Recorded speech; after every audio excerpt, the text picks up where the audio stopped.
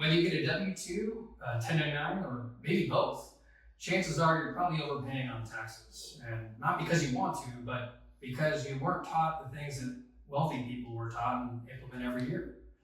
So today's call, we're going to be talking about tax strategies and tips to help preserve your hard-earned income and make sure you're set up for long-term recurring success in tax implications. If you don't know, my name is Emerson. I'm your host today. And today's wealth call, I'm joined with Jesse Lipscomb with Roadmap Tax Solutions. Now, Jesse's going to help kind of cover some of the basics here of whether you're W-2 or 1099, or maybe you're a real estate property owner and you're trying to find ways to eliminate or defer that large tax bill that keeps showing up every year like clockwork. So, Jesse, let's talk about taxes. And I wanted to make sure we had a very well-rounded conversation that kind of covers each category. So just to start with the basics, okay. Let's start with 1099. You're a 1099 income earner. What are the main things you need to have set up and in place? We're going to use one word to explain why somebody's 1099. I would think that one word is control. It's the same word that we use when people really become real estate investors. They want to control their activities, want to control their income. Or their time. Wink, wink. Yeah, buddy. Right? So when we look at that, the number one thing you should do as a 1099 person, by far, if you're making consistently over $60,000 a year net income, you set up an S Corp. And the question is why? It's simple. It's mathematically simple.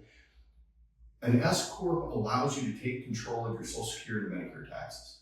It's commonly referred to as self-employment taxes, but at the end of the day, it's 15.3% of your income up to like $184,000 a year. Okay. So just by doing that one thing, you're already mitigating taxes by 15.3%. So if anybody ever told you, Nick, that if you set up an S Corp, you would completely eliminate your taxes, they're either lying to you or they don't understand how it works. Or they're really good at selling S Corps. Right? An S Corp does not completely eliminate your taxes. What an S Corp does is it allows you to take control of your Social Security and Medicare taxes. Okay? Once you understand that, like in the example, if you set up an S Corp and you're making $60,000 a year, it's almost $8,500 of Social Security and Medicare that you're going to take control of. And I know the haters out there are going to say, oh, wait, but you got to pay yourself a salary, you got to do this. Yeah, you got to do that. So do it. Like, don't not do it, do it. And even by doing these things, you win. Yeah. And then not only do you win, but you get to use those tax savings for the second step, and that's saving for retirement. So, for example, if you're making that 60 and you set up the S Corp, pay yourself $20,000 a year, you're going to pay approximately, fast math, you're going to pay about $3,000 in Social Security and Medicare. Okay, so now you've got $5,000 that you didn't have, right? Take that $5,000 because you're paying yourself wages and put that into a 401k or an IRA. And what's the ultimate end state? Is you are going to take money that you're going to lose in taxes and you're going to save for your future and save taxes in the process. And it's one word, it's control. Well, that's a little thing you can do that can have a huge compound effect over the course of your journey in this. Absolutely. But by the way, I've been focusing on the 60,000 crowd. The S Corp is better, like way better, on the $1.5 million crowd. I had it gives you control because it provides you options and alternatives for strategies that you otherwise wouldn't have access to. Well, and then if you're self-employed, there's this 20% qualified business income deduction. If you make too much money, you lose it. So here's an example where a client came to me a couple years ago. Her tax person was convinced there was no tangible benefit. I said, well, how much do you make? You make $1.5 million, decent amount of money, right? top of the Social Security earnings. So there's not going to be any real self-employment tax savings by setting it up. But here's the math, and it's easy. $500,000 in wages, $1 million of S corp profits. The ratios are right, so then you get a 20% tax deduction on your return on $1 million. How much is that? That's $200,000. 37% tax bracket. $74,000 in tax savings. There's 74,000 reasons why you want to get it done. Yeah. Well, another good example of why making sure if you're someone who is making a high income or even making 60,000, if you don't have a tax person in your corner that's giving you good advice, you're losing out on harder income, right? Only to save on paying a smaller outfit for less tax prep. April 15th should never be, oh my gosh, I can't believe I'm getting a refund, or oh my gosh, I can't believe I owe. That's the last step in your tax journey, not your first step. It shouldn't be a surprise. You should know exactly roughly what to expect. You should have planned for, like, what you do in December is the last, that's the last thing. You should have actually started earlier in the year planning your, it's just winning the tax game, winning the wealth game. It's just it's a contact sport. You got to be involved. The reason why I wanted to have you, Jesse, on here is because I do feel that a lot of people don't perceive tax strategies or savings as income. And the reality is it's inverse income, meaning you're not earning it by virtue of the activities you're doing it, but you're preserving it.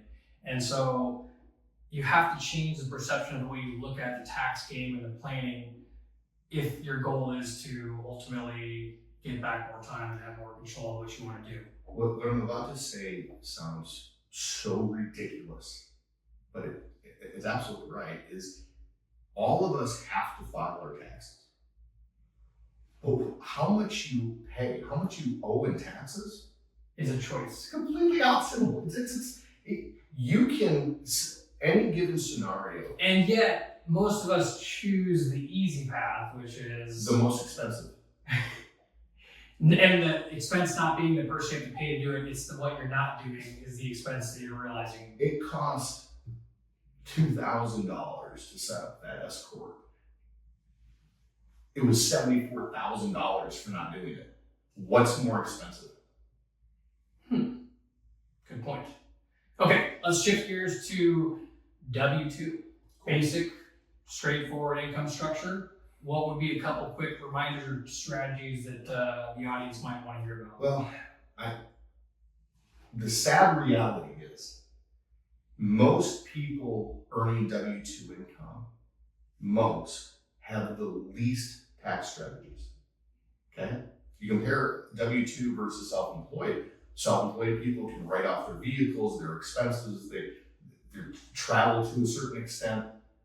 W-2, you earn the money, they take the taxes out, and then you have to manage what's left. So are you telling everyone to go get a 1099? I'm saying if you can control your income, why not?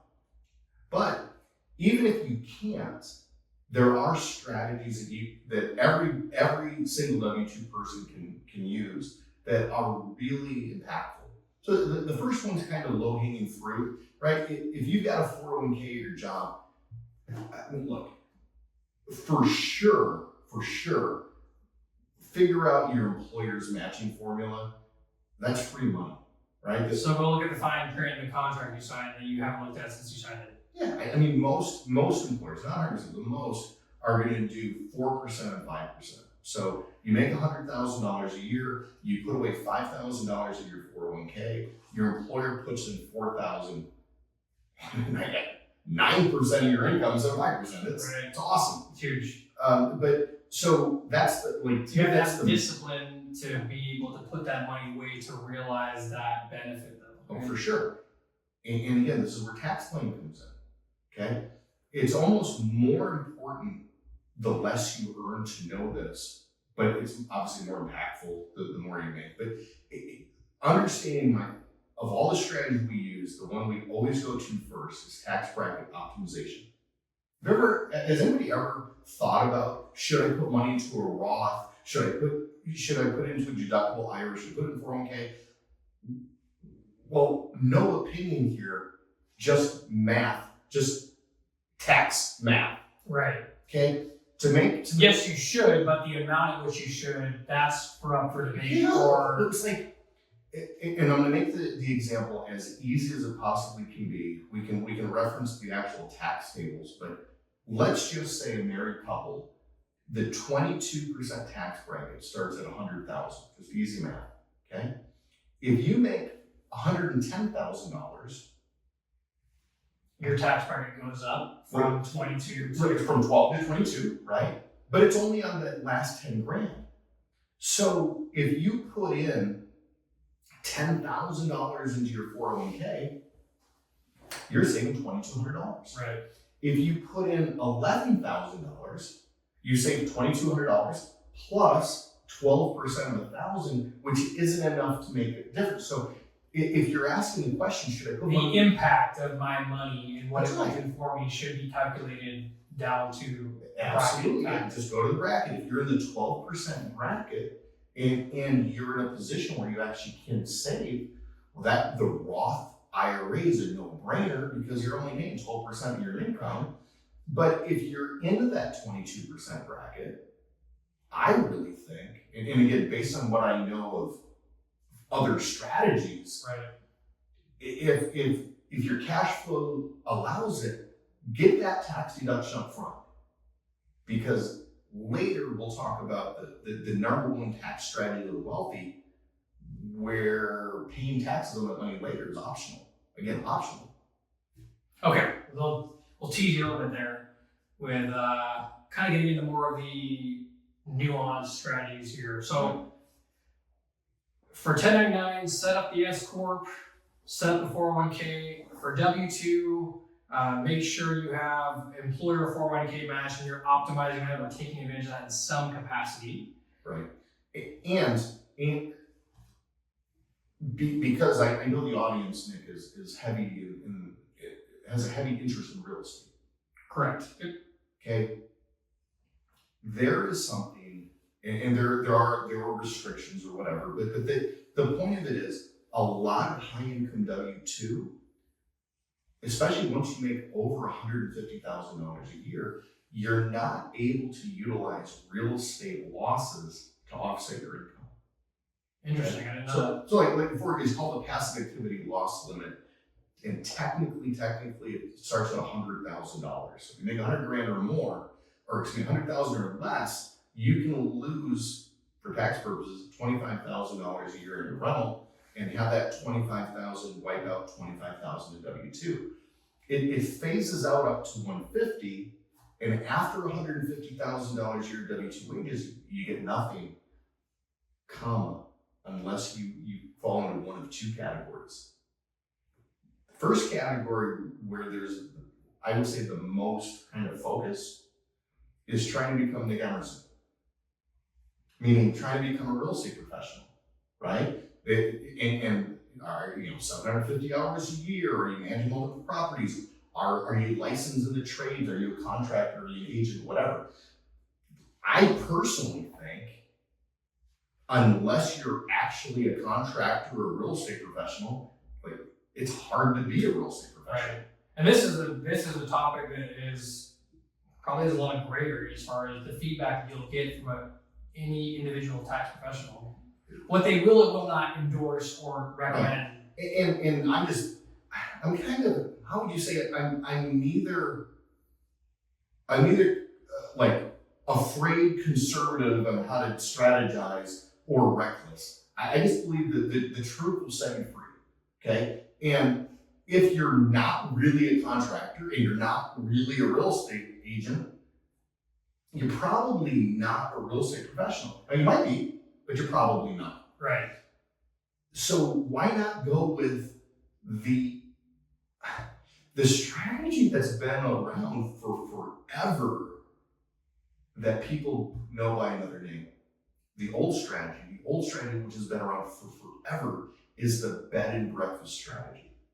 Okay. Before Airbnb, people have their primary residence, and they basically have strangers show up to their house like a mini hotel, right? Right.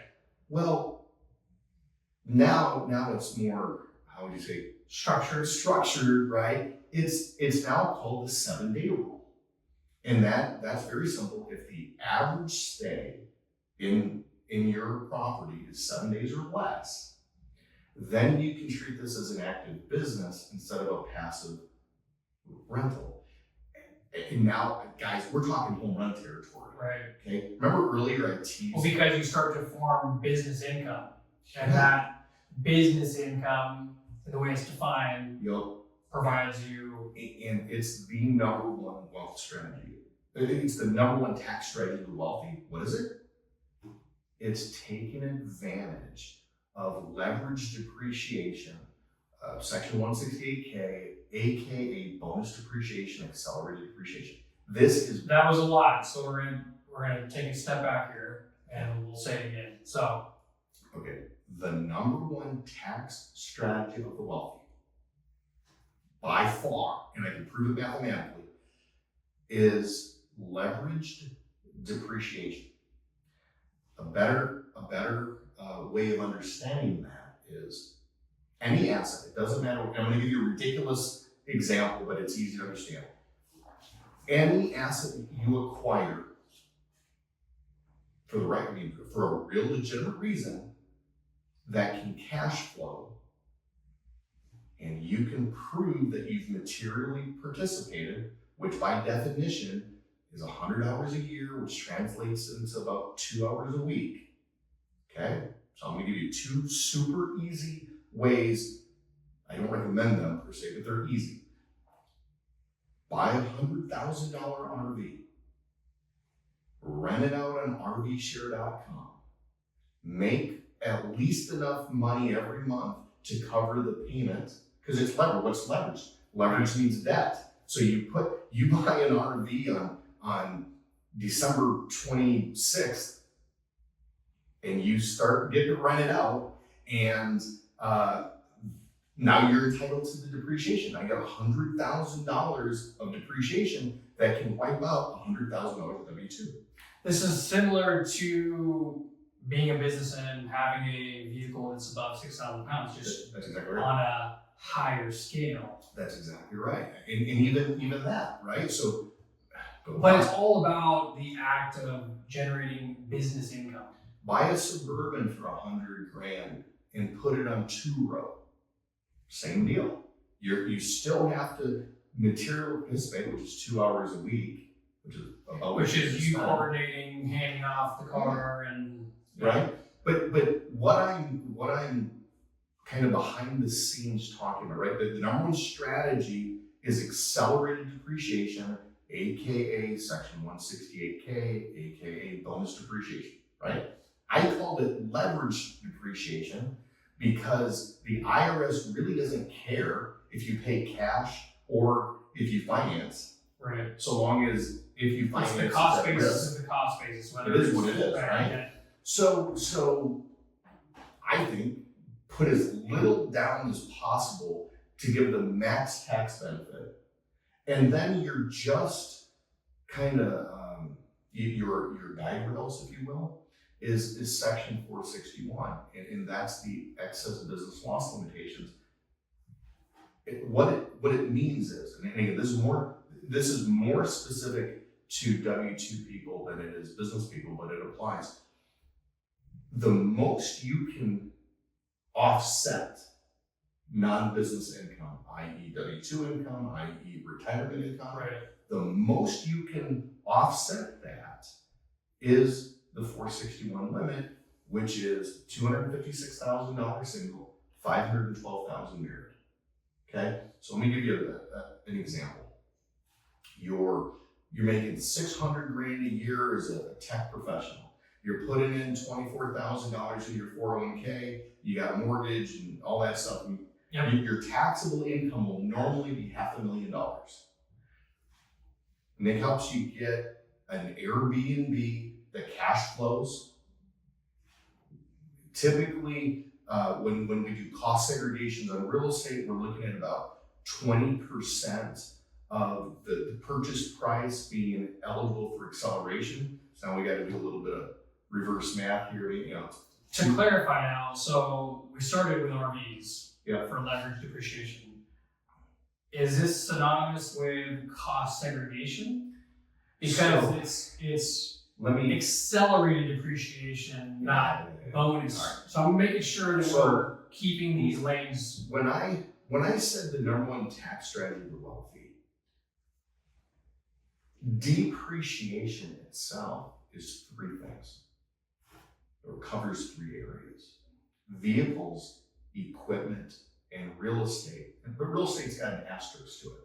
Okay, I technically so do vehicles because if it's not 6,000 pounds or whatever, but depreciation is using a wear and tear allowance to offset other income. Okay, that's all it is. It's just depreciation is a wear and tear allowance. It's basically the IRS saying, we're going to give you this depreciation benefit knowing you're probably going to be paying this back in the form of an improvement because the asset's aging. Well, yeah, you're right. Which I never really thought about like that, but it makes sense. Anybody that owns a home, and it doesn't matter if it's a rental property or primary. We live in Southern California where we got an ocean here, we've got a foreign country there. One side you got mountain deserts and the other side a military base. They're not making any more land here. So if you buy a property in 30 years from now, it's probably going to be worth more money. But that's the value of the land, the value of that property. Flip side, anybody that owns a property knows things break. Right. You got to repaint it. The roof needs to be replaced. It literally, the asset itself wears out. Where in the real estate industry, we talk about cost segregation studies. And I know this is nuanced, but if you look at real estate, every real estate parcel has two parts. It has land and it has improvements. That's right. Okay? You can't depreciate land because land is land. It doesn't get tired. Yeah, it doesn't wear out. Okay? It still keeps landing. Right? It's just land. But when it comes to the improvements, this is where, by the way, what is a cost segregation study? It's an engineering study. It's just an different material components of the property and understanding the schedules and how you manipulate them. So then you go to the IRS, you go to like publication 945, and you look at the depreciation. What do you find? Oh, well, the IRS categorizes things 5 year, 7 year, 10 year, 15, 27 year. It's all these improvements have different schedules. That's right. And so what the cost segregation study does, and I've kind of simplified this in my own mind of, okay, land improvement, okay, improvement, structural or non-structural, okay? Structural, the foundation of the wall. Materials, components Okay, you can't accelerate that. That's 27 and a half years. So you take it and you got to spread it over time. But all of the non-structural improvements, everything from the fence to the shrubs to the lights or whatever, a cost segregation study will help you take that over 5 years or 10 years or 15 years, 7 years, whatever. And in that non-structural improvement, that's what's eligible for the cost segregation. You just made me realize the overview of this is essentially the IRS giving you a flat deduction versus an itemized deduction, right? Yeah. Depreciation, they're just giving you a base 27 and a half years. Now, if you choose to do a cost segregation report, you're choosing to do an itemized study of the material components of the structure such that you can manipulate what you accelerate and what term. And if you're earning a lot of income right now, that helps pair in that year or years so that you're saving tens of thousands of dollars per year because of that. You just said your keyword, choose. You choose. Okay. Remember earlier in this conversation, taxes is a lot of choices, yeah, yet most of the public keeps it on default. Would you? I just need to do that. It's something I need to get done this year. And yet, we look at it as it's a vehicle that actually can help us preserve our income and make more income with doing less work. It's like that 7-day rule. You get the Airbnb. If you don't do a cost segregation study on it, you're probably going to send me a nasty gram saying, hey man, this doesn't save me any money in taxes. Right. But if you choose to then do the cost segregation study, maybe cost $3,500. However, we identify $200,000 of first year depreciable assets. And in that example earlier, he go from paying taxes on $500,000 to $300,000. You're probably gonna send a Christmas card. You know what I mean? Like, you know, and just conservatively speaking, do 25%. What's 25% of 200,000? 50 GER. What's better, 50 GER or $3,500? It's just a choice. That's right. So to reel this more dense topic associated with helping high income earners defer, mitigate taxes at a more strategic, proactive level. Yeah. Is there any other little quick tips or tricks that we didn't touch on that we don't need to unpack too far that we want to make sure we mention before we let the audience members chew on this for a few minutes after they get done with this call? Because there's a lot of great stuff in this call. I mean, this would be something I'd be replaying several times. My own recap internally, Nick, is, again, the number one tax driver of the wealthy is depreciation.